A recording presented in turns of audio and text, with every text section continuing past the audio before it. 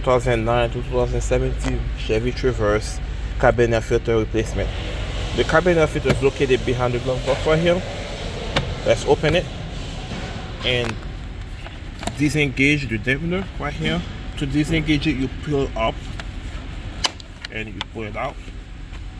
There you go. And twist this thing. Those I don't know what they call those. The push pin or not.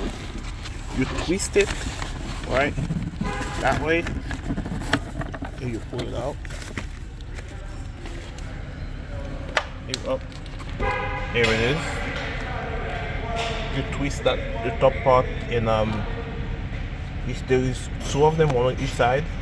So here is the carburetor filter, guys, and to remove it, you need to squeeze those two tabs here. Oh Jesus, that one's pretty bad. There you go. Jesus, that's pretty bad. Yeah, this thing is so dirty, guys. I'm gonna have to vacuum it out. So much dirt. I don't want this to go and the fan. That will be very noisy. So I'll be using my vacuum here to suck it to get it off.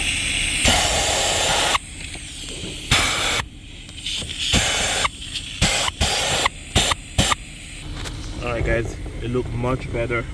That way when I put the new one in, if I let those dirt get inside the fan, when the customer put the HVAC on, either heat or AC, it will be very loud.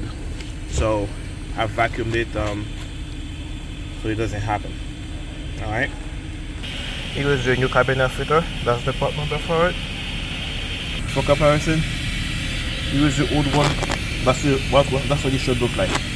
Old, new. Alright. Let's slide it in. Make sure you peel it to your rotation of the airflow, the arrow down. And slide it in. Alright. And put the new one, put the cover back on. Alright. Yep, and it's in. Look much better. Alright guys. Thank you for watching. See you on the next one.